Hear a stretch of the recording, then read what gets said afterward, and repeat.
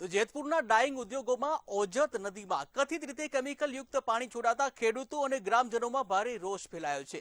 ખેડૂતોનો આક્ષેપ છે કે પ્રદૂષિત પાણીના કારણે માછલીઓના અને પશુઓના મોત નીપજી રહ્યા છે, તેમજ ખેતીને પણ ભારે નુકસાન થઈ રહ્યું છે।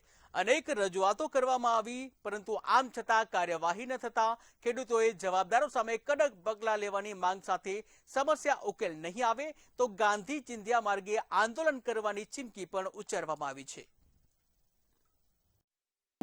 आज થી 5 વર્ષ પહેલા અમે આંદોલન કર્યું નદીનું ઉમેણ નદીનું પૂજન કરાવ્યું હતું અને વર્ષ દિવસ આ કેમિકલ યુક્ત નદી રહી પાછા ટાંકા તોડી નાખ્યા અને માથાભારે માણસોએ એના માણસોએ પાછું રોટલા શેકવા માટે પાણી ચાલુ કરી દીધું।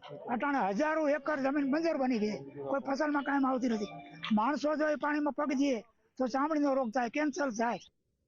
તારીખ 23 અને 24 ની મધ્યરાત્રિ જે વરસાદ થવાથી જે કેમિકલ વાળું પાણી ડાંગ વાળા કેમિકલ વાળું પાણી છોડવાથી આ નદીમાં હજારો લાખો કરોડો માછલીઓ મરી ગઈ છે। એના માટે અમે આજે ન્યૂઝ વાળાને બોલાવ્યા હતા। આની અમે રજૂઆત સંજયભાઈ કોળિયાને અથવા તો જે તે ડિપાર્ટમેન્ટ આવતા એને બધાને રજૂઆત કરેલી છે।